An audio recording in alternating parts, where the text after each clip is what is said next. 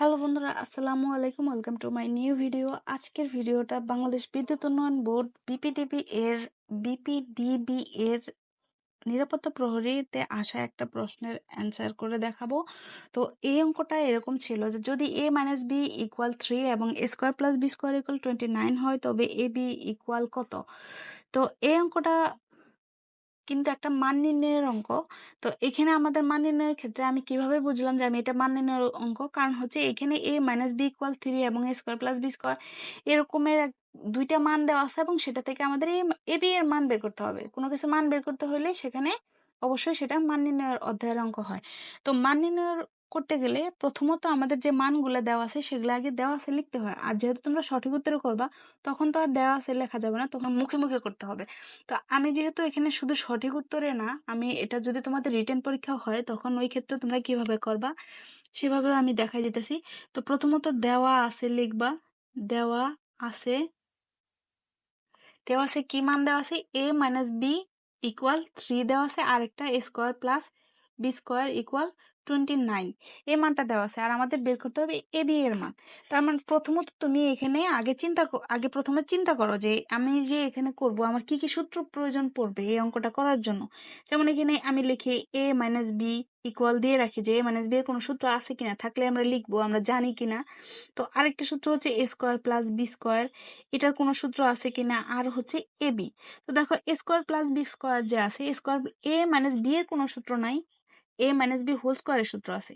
তো আমরা এখানে এ মাইনাস বি তাহলে এখন সূত্রটা ইউজ করবো না, আমরা যে সূত্রটা জানি সেটাই ব্যবহার করব। তো এ স্কোয়ার প্লাস বি স্কোয়ারের সূত্র আছে আমাদের দুইটা সূত্র, A plus B whole square minus 2ab, এটা একটা সূত্র ছিল। আর a minus B whole square plus 2ab, এটা আরেকটা সূত্র ছিল। আর এ বি এর সূত্র কিন্তু আমাদের ছিল একটা, a plus B by 2 whole square minus a minus B by 2 whole square.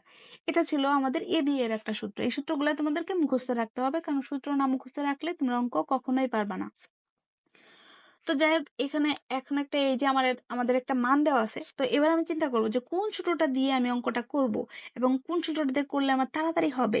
তো দেখো এখানে a মাইনাস বি যেহেতু দেওয়া আছে, এটার কোনো সূত্রই না, তাহলে এখানে সূত্র এটা নিব না। আমি প্রথমত যেহেতু এ বির মান বের করছি, আমি এ বির সূত্রটা দিয়ে একটু চেষ্টা করে দেখি যে এটা দিয়ে আমাদের মানটা তাড়াতাড়ি বের হয় কিনা। দেখো এ প্লাস বি যদি হয়, এখানে এ বি এর মান বের করতে গেলে এ প্লাস বি এর মান লাগবে এবং এ মাইনাস বি এর মান লাগবে। আমাদের এখানে মান দেওয়া আছে এ প্লাস বি, এ মাইনাস বি এর মান, সরি, এ মাইনাস বি এর মান এবং স্কোয়ার প্লাস বি স্কোয়ারের মান, কিন্তু এখানে আছে আমাদের এ প্লাস বি আর আমাদের স্কোয়ার প্লাস বি স্কোয়ার, তাহলে এখানে স্কোয়ার আছে, যার কারণে এখানে আমরা চাইলেও এই মানটা এখানে কাজে লাগাইতে পারবো না, তার মানে এই মানটা আমাদের নাই। এখানে এ মাইনাস বি এর মান আছে, কিন্তু এ বি এর মান বের করতে গেলে এ প্লাস বি এর মান লাগবে, যেহেতু নাই তার মানে এই সূত্রটা আমি নিব না, এটা বাদ। তারপর দেখো এই যে এখানে দুইটা লিখছি, এই সূত্রটা আগে প্রথমে চিন্তা করি, A plus B whole square minus 2ab। তো A plus B whole square, এখানেও এ প্লাস বি এর মান লাগবে, কিন্তু এখানে আমাদের মান দেওয়া আছে এ মাইনাস বি এবং স্কোয়ার প্লাস বি স্কোয়ার। তো এ স্কোয়ার প্লাস বি স্কোয়ার মানটা যেমন আমরা বসাইতে পারি, কিন্তু এ প্লাস বি এর মান না হইলে তো আমরা 2ab এর মান বের করতে পারবো না। তার মানে আমি যদি এই সূত্রটা লিখছি, এটাও কিন্তু আমাদের কোনো কাজে আসবে না, এবং এটাকেও মানে কাজে আসবে কিন্তু অঙ্কটা অনেক প্যাচ হবে, অনেক সময় লাগবে। তো আমরা যেহেতু শর্টকাটে করব, কোন সূত্রটা ইউজ করলে তাড়াতাড়ি হবে সেটা আমাদের চিন্তা করতে হবে। তো আমি এবার এটাকে বসাই। দেখো এ স্কোয়ার প্লাস বি স্কোয়ার, এইটার মান কিন্তু আমাদের দেওয়া আছে 29। তো এখানে আমরা এটা বসাই দিব। এ মাইনাস বি এর মান আমাদের দেওয়া আছে 3, অর্থাৎ এখানেও যদি আমি মানটা বসাই দিই তাহলে এই এ বি এর মানটা কিন্তু আমরা অনায়াসে পেয়ে যেতে পারি। তো এখানে আমি এখানে সরাসরি লিখতে পারি, অথবা তোমরা এখানে সাজাই লিখতে গেলে এখন বা এখানে লিখতে পারো, অথবা আমরা জানি লিখতে পারো।